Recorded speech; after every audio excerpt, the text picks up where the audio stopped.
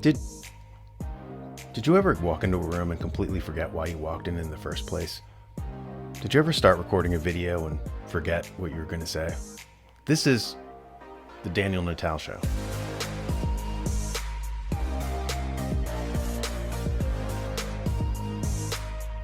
I just stumbled upon the very first book on sociology written by Herbert Spencer in 1873. When I looked it up, modern sociologists were panning it, discouraging people from reading it, telling them that it had marginal value due to the fact that it lacked certain insights that modern sociology has since acquired. Of course, modern sociology is a cesspool of progressive ideology and cultural Marxism, so I got curious. Why would modern exponents of the field discourage people from reading its foundational document? This seems strange to me.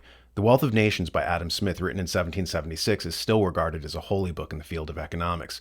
Likewise, The Origin of Species by Charles Darwin from 1859 is still treated as foundational in any class on evolutionary biology. So why was Herbert Spencer's 1873 book, Study of Sociology, suppressed?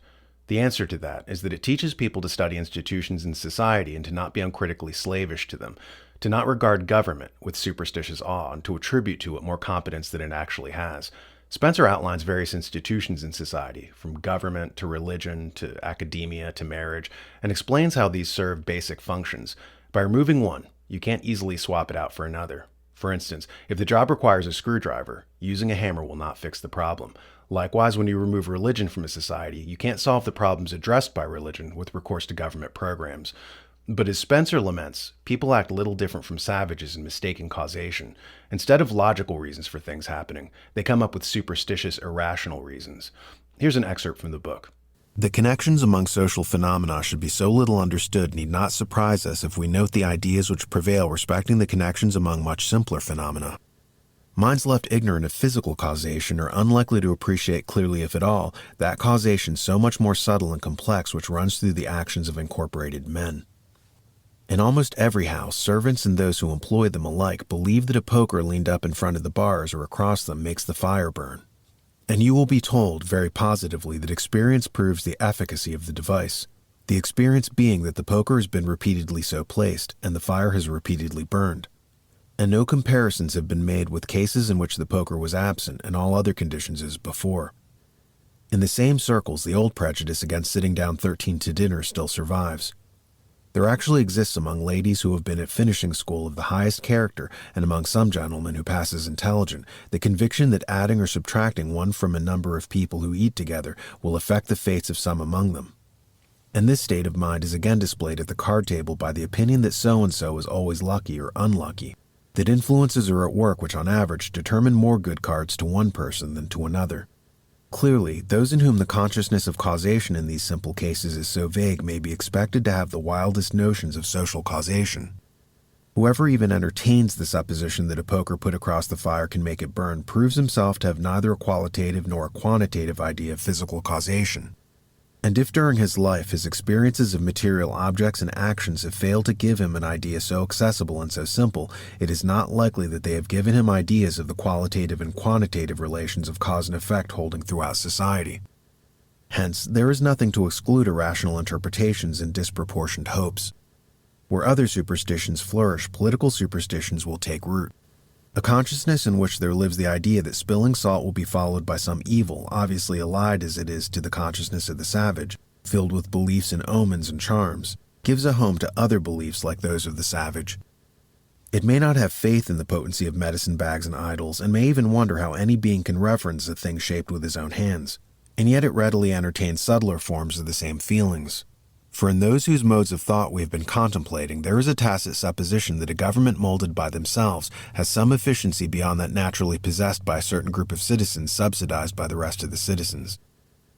Suffice it to say, Spencer's book was groundbreaking. He literally invented the term sociology. But now he's all but hidden from modern sociology students in whom a superstition about government competence is being cultivated. Of course, Spencer outlines all the different institutions in a society that influence it, and he makes the point that government is not a substitute for religion. By removing one institution and swapping it out for another, you get bad knock-on effects. One website called Academy of Ideas has an interesting video on why the lack of religion breeds mental illness. Their thesis is that by removing religion, you remove meaning, purpose, what the Greeks called a telos. We've discussed this concept before of the telos. It just means the end goal of a thing. The telos of a refrigerator is to keep your food cold. The telos of a calculator is to help you decipher sums. Well, people have teloses too. The telos of a medical student, for instance, is to become a doctor. Happiness is achieved by fulfilling a telos. Religion was one way that man was offered a telos, namely, to refine himself and attain elevation sufficient to commune with his creator. By removing religion, you remove a telos from the people. You remove a coherent narrative story arc, and this is destructive to a person's sense of self, which leads to anxiety and depression. See here. The less meaning our life has, the more we will suffer. And this is exemplified by the experience of many schizophrenics who struggle to view life through the coherence of a narrative. In Madness and Modernism, Louis Sass quotes a schizophrenic patient who said, "I feel as if I've lost the continuity linking the events in my past. Instead of a series of events linked by continuity, my past just seems like disconnected fragments." And as McGilchrist explains concerning this disturbing lack of a coherent life narrative, if your world disintegrates through a lack of narrative, you stop seeing anything in context, and it becomes puzzling, even frightening. Note all the kids on anti-anxiety pharmaceuticals. It's exploding in our society. You see all these little kids with pill holders designating the day of the week like senior citizens with their meds, but these kids are like 8. This is a result of telling people that they're not miraculous souls, but that their only goal in life is to be consumers. The result of removing meaning from their life, context, pattern recognition. Aristotle talks about how civilized men have pattern recognition, whereas to the savage, life is random, out of context, frightening. Like the Greek philosopher Thales of Miletus, he was the first guy to discern that eclipses take place at mathematical intervals and correctly predicted them. He even made a machine to give accurate forecasts. Until Thales, Greek culture, like everybody else, attributed eclipses to the gods. Compare this to the Native Americans in the Caribbean. Columbus scammed them by pretending to create an eclipse when in fact he just mathematically predicted one. The natives were terrified by eclipses. They would fall to their knees and tremble when they saw one. So when Columbus appeared to have power over them, they collapsed at his feet and worshipped him as a god.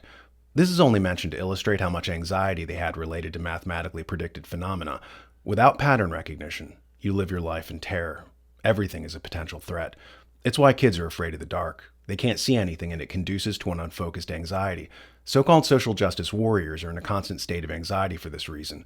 Their history, heritage, and literature have been torn away from them. In addition, God has been removed from their lives. Philosophy has been deprived them. Their existence has been stripped of a telos, a meaning, a coherent story arc. They have no sense of a pattern in their existence. Because of this, anxiety arises, and like a cornered animal, they react with disproportionate violence. Fear breeds a fight or flight response. Pattern recognition, as provided by philosophy, removes that fear. It reveals patterns in reality. These kids don't need pharmaceuticals. They need philosophy, religion. All religion is philosophy in a narrative form.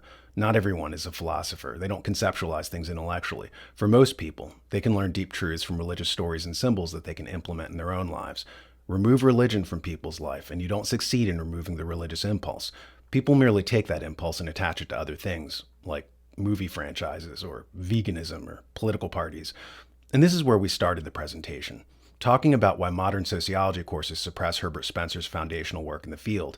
He asked people to use the same critical thinking faculties and logic that they used in observing a bacterium under a microscope when they assessed other institutions, like government. He invited people to not be superstitious about the power of the state or dogmatic about the competence of government, to use pattern recognition to determine true causation and not the fake causation of a lucky pair of socks or a rabbit's foot, or the belief in the inherent competence and altruism of government. Without critical thinking and pattern recognition, people are reduced to savages, quaking at the sight of an eclipse and willing to accept any con man as a new god. If you like these videos, you'll love the New American Magazine. It has insightful articles and penetrating analysis of current events. It doesn't just tell you that an event happened, it tells you why it happened. Go check out the New American Magazine by going to thenewamerican.com.